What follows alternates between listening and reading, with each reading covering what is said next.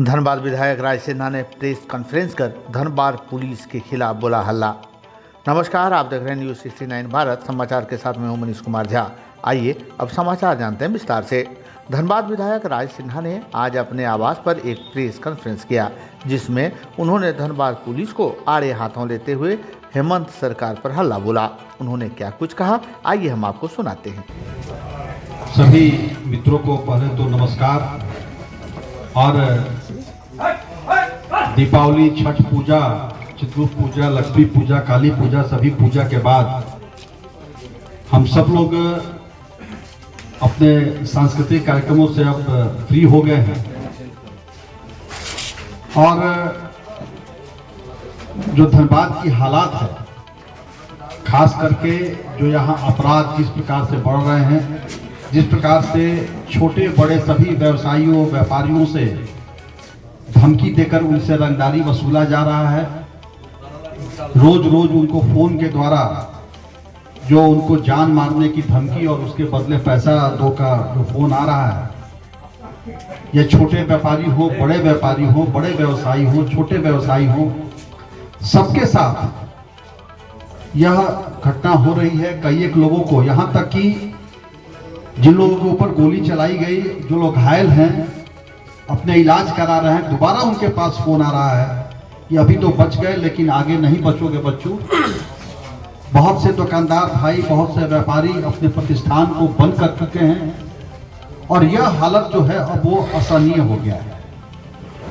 हम भारतीय जनता पार्टी के कार्यकर्ता हैं, जनता का हम पर विश्वास है और इसलिए हम सब ने अब इसका सड़क पर उतर के जवाब देने का काम हम करेंगे, यह निर्णय लिया आज। अभी तक तो हम लोग धरना या और भी कार्यक्रम करते आ रहे थे, विरोध में बोलते आ रहे हैं, व्यवसायियों के साथ हम लोग खड़े हैं, लेकिन हम लोग अब इस जनाक्रोश को की अभिव्यक्ति का हम लोग माध्यम बनेंगे।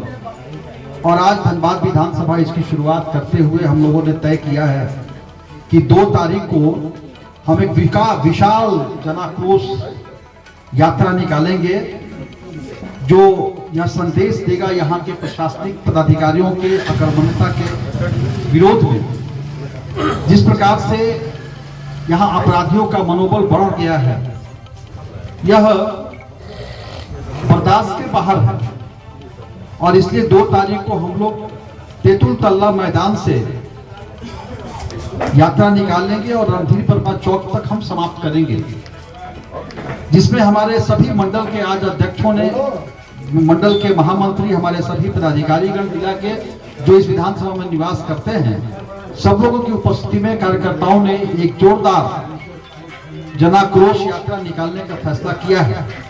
और हम यही नहीं रुकेंगे, हम इस यात्रा के बाद भी आगे हम बढ़ेंगे। यह जो जनाक्रोश है, इस जनाक्रोश को हम अंजाम तक पहुंचाने के लिए प्रयत्न करेंगे। धनबाद से नहीं होगा, धनबाद के पदाधिकारियों को, एसपी डीसी को हम संदेश देंगे। यहां ये लोग नहीं मानेंगे तो हम लोग राजधानी भी जाएंगे और बिल्कुल किसी भी कोई भी ऐसा प्रयास होगा हम नहीं छोड़ेंगे जिससे कि इन अपराधियों के खिलाफ हम खड़े नहीं हैं।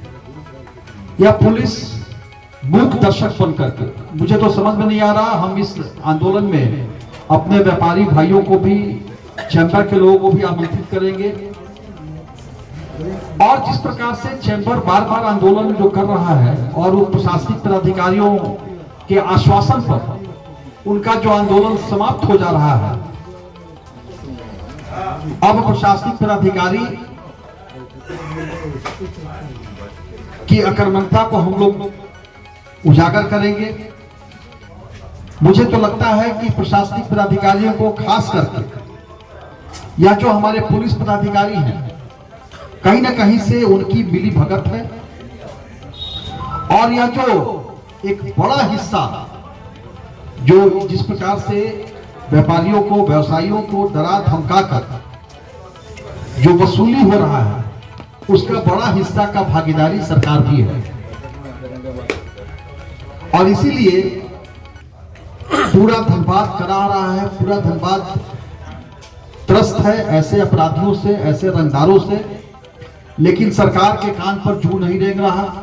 कई एक बार हम लोगों ने विधानसभा में इस मामले को उठाया, कई एक बार मैं खुद माननीय मुख्यमंत्री जी से मिलकर के इस बात को रख चुका हूं। यहाँ के डीजीपी से हमने बात किया है और इसलिए हम अब इस आंदोलन को धनबाद से राजधानी भी ले जाने का हम प्रयास करेंगे। और फिर अभी दिसंबर माह में विधानसभा आने वाला है, हम आवश्यकता पड़ेगी तो हम राजधानी में राजभवन के समक्ष धरना दे सकते हैं। हम विधानसभा के परिसर में चलती विधानसभा में भी धरना देंगे। आवश्यकता पड़ेगी तो हम आगे तय करेंगे, हम धनबाद के इस जनाक्रोश को हम लोग राजधानी तक लेके जाएंगे, रांची तक भी हम जा सकते हैं, बिल्कुल जनाक्रोश यात्रा करते हुए। यह प्रशासन यह मत समझे कि हम तेतुलतल्ला से निकलेंगे और रणधीर वर्मा चौक तक जाकर के हम भाषण देकर समाप्त कर देंगे। हम इस यात्रा को, इस जनाक्रोश यात्रा के बाद हम समय देंगे और आवश्यकता पड़ेगी तो हम यहां से लेकर रांची भी हम यात्रा को लेके जाएंगे। लेकिन हम इस विषय को धनबाद के लोगों को कैसे दबाव किया जा रहा है, क्योंकि धनबाद में भारतीय जनता पार्टी के लोग वोट देते हैं।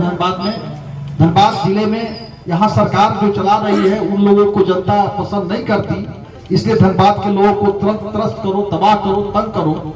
यह जो रणनीति है सरकार की, इसके विरोध को हम राष्ट्रीय अंतर्राष्ट्रीय स्तर तक ले जाएंगे।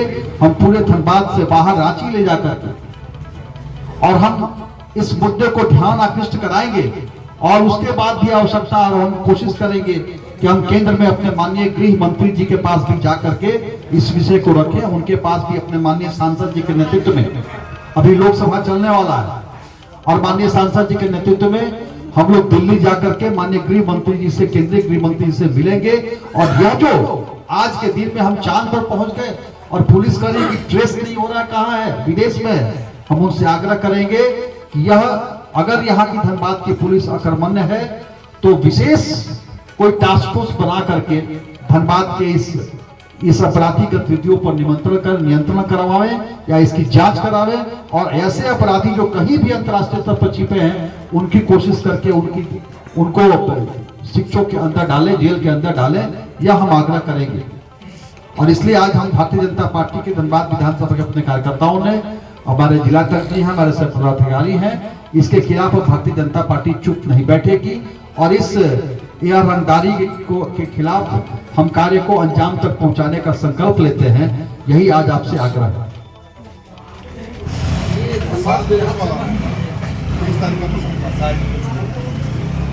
और हम लोग इस कार्यक्रम को सफल करने के लिए हमारे सभी कार्यकर्ता अपने अपने मंडल में हम लोग दीवार लेखन भी करेंगे।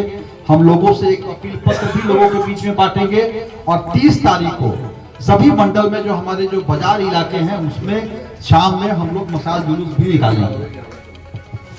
ये आंदोलन धनबाद विधानसभा देश है कि पूरे जिले का? नहीं, अभी यह कार्यक्रम जो है, यह जो 2 तारीख को होगा, यह धनबाद विधानसभा का है। ऐसा नहीं लगता कि आप लोग देर से जाग रहे हैं? नहीं, कहीं देर से जागने की बात नहीं है। ये मूवमेंट आप पहले भी चला सकते थे भारतीय जनता पार्टी। नहीं, आप तब भूल रहे हैं, आप लोगों ने छापा भी है। पहले भी यहाँ आदरणीय हमारे नेता प्रतिपक्ष उस समय आदरणीय बाबूलाल मरांडी जी रणधीर वर्मा चौक पे आए थे और रघुवर दास जी भी आए हैं। वो भी पूरा रघुवर दास जी जब आए थे तो पूरे महानगर का आक्रोश रैली निकला था। उसमें 12 के लोग भी आए थे, 12 विधायक भी थे, उसमें झरिया भी लोग थे, वहाँ रागनी सिंह जी भी थे, धनबाद विधानसभा हम लोग भी थे। सब लोग एक जगह से निकल करके रणधीर वर्मा चौक पर अलग अलग दिशाओं से निकल के इकट्ठा हुए थे। तो समय समय पर हम आंदोलन करते रहे हैं। ये चैम्बर के आंदोलन में अगर उसमें आप लोग टैग होते तो ज्यादा प्रभावी होता। चैम्बर के आंदोलन में मैं खुद था, उपस्थित था वहां धरना में। उनका जो रणधीर वर्मा चौक पे कार्यक्रम था, मैं खुद था और मैंने घोषणा किया था कि छठ के बाद मैं सड़क पर उतरूंगा, आंदोलन करूंगा। उपायुक्त धनबाद जो कड़ी का काम किए थे उस एक दिन के आंदोलन में, उन्होंने कहा था कि वापस ले लें, वापस लिया गया। उनसे कुछ बातचीत हुई क्या? कहाँ तक प्रोग्रेस हुआ? देखिए, उपायुक्त महोदय से हमने कहा है और इस पर चर्चा हमने किया है और हमने यह भी उनको याद दिलाया कि आपके आश्वासन पे चैम्बर के लोगों ने आंदोलन को समाप्त किया है।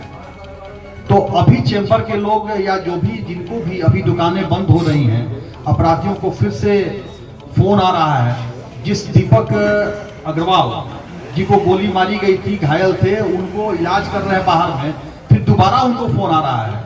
हमारे हीरापुर हटिया के छोटे व्यवसायी सोना व्यवसायी को 30 लाख रंगदारी का मैसेज आया। अपराधी वो 2 लड़के पकड़े गए फोटो लेते हुए, आप लोग भी अखबार में छापे, लेकिन कहीं कोई अंजाम तक तो आता नहीं है। केवल जिसको पकड़ के पता नहीं कौन है, कौन शूटर पकड़ा रहा है, कौन खाता पकड़ा रहा है, तो कोई रिजल्ट तो आ नहीं रहा है। उसके बाद भी थम नहीं रहा है। हम लोगों ने थोड़ा देर इंतजार किया, प्रशासन पर हमने भी भरोसा किया। एसपी साहब से हमारी बात हुई, डीजीपी से बात हुई और सब लोगों ने आश्वस्त किया। तो हम उनके आश्वासन पर थोड़ा इंतजार किए कि भाई इतना इतना पकड़ा रहा है, 15 को शूटर पकड़ा गया, तो कौन खाता पकड़ा गया, तो कुछ रुकेगा। लेकिन बावजूद उसके जरा भी उसमें परिवर्तन नहीं हुआ, बल्कि और बढ़ गया है। घटने के बजाय इस प्रकार की घटनाएं जो है और बढ़ गई हैं। तो इसका मतलब स्पष्ट रूप से है कि ये लोग समय काट रहे हैं। इस प्रकार से व्यापारियों को, व्यवसायियों को फुसला करके, उनको बहला करके कि वैसे गिरफ्तारी कर रहे हैं, ये कर रहे हैं, आप आंदोलन मत चलाइए, और वो बहला के समय काट रहे हैं और अपना वसूली चल रहा है। कोई ऐसी सूचना भी है कि पुलिस कोई अगर व्यापारी एफआईआर करना चाहता है तो एफआईआर नहीं ले रही है? नहीं, व्यापारी तो बार बार रिकॉर्डिंग भी दे रहा है, वीडियो भी दे रहा है, सब कुछ दे रहा है। और पुलिस जो का ये कहना है कि आप लोग तो झूठ मूठ को हवा बनाते हैं, बल्कि बेहतर आप लोग जानते हैं, कहीं कहीं तो अखबार में न्यूज को बढ़ा चढ़ा करके देने का भी आरोप लगता है कि हवा बना दे रहे हैं आप लोग, छाप के। ऐसा कुछ नहीं है, इतना गिरफ्तार किए, उतना गिरफ्तार किए। इसलिए अब जनता की अभिव्यक्ति को हम व्यक्त करेंगे। नहीं होने की भी कोई सूचना आपके पास है क्या? नहीं, एफआईआर अभी नहीं करने की सूचना हमको तो किसी ने नहीं दिया है कि हमने, मेरी जानकारी। लेकिन अब जो है लोग एफआईआर करने से भी एसएसपी ने मना किया कि नहीं एफआईआर मत करें। हो सकता है, कुछ भी संभव है। इस सरकार में यह जो कार्यशैली है पदाधिकारियों को, इसमें कुछ भी संभव है। और इसलिए और लोग अब तो एफआईआर कराने, एफआईआर पे चूंकि पुलिस प्रशासन पे ही लोगों का भरोसा उठ गया है, इसलिए लोगों को लगता है कि एफआईआर करने से कोई मतलब नहीं है। ये डीसी जैसे बरगला रहे, एक दिन का मूवमेंट हुआ, उसके बाद फिर आश्वासन दिया हो गया, तो डीसी लेवल से तो कोई वार्ता होगी नहीं आप लोग पर? नहीं, मैं मोटा मोटी भाई डीसी तो जिला के उपायुक्त है ना। कानून व्यवस्था हो, रेवेन्यू हो, विकास हो, सारा चीज का जिम्मा तो डीसी के ऊपर है। तो डीसी इन सब कार्यों से एसएसपी केवल इन्वॉल्व, इसमें रिस्पॉन्सिबिलिटी केवल एसएसपी पर तो होगा नहीं।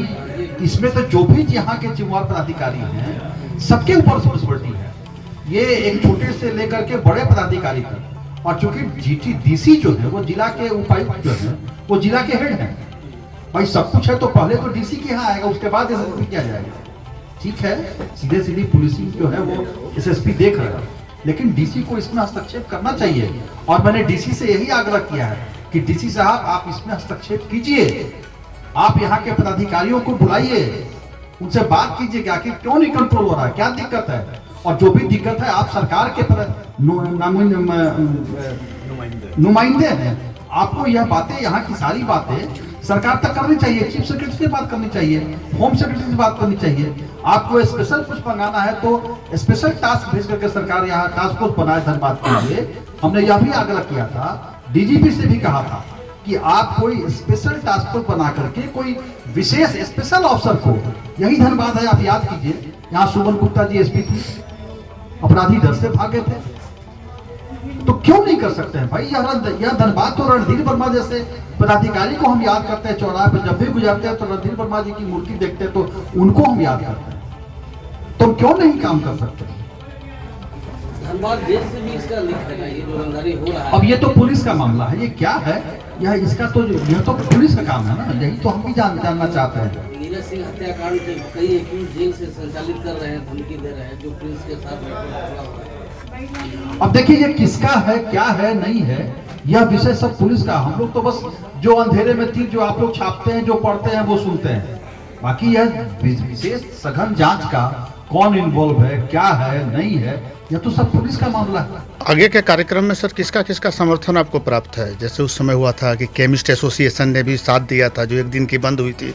अब तो आज हम लोगों ने तय किया है, हम सब लोगों से अपील करेंगे कि सब लोग आपके माध्यम से सभी जितने भी मंच हैं सबसे अपील करेंगे कि इस कार्यक्रम में आप लोग आइए, भाग लीजिए और यह विश्वास भी दिलाते हैं सबको कि आपकी अभिव्यक्ति की आपका जो इरादा है, आपकी जो सुरक्षा की गारंटी है, भारतीय जनता पार्टी की कार्यकर्ता उसके लिए खड़े हैं और बिल्कुल इसको जिस हद तक हमको सड़क पर उतरना होगा हम उतरेंगे।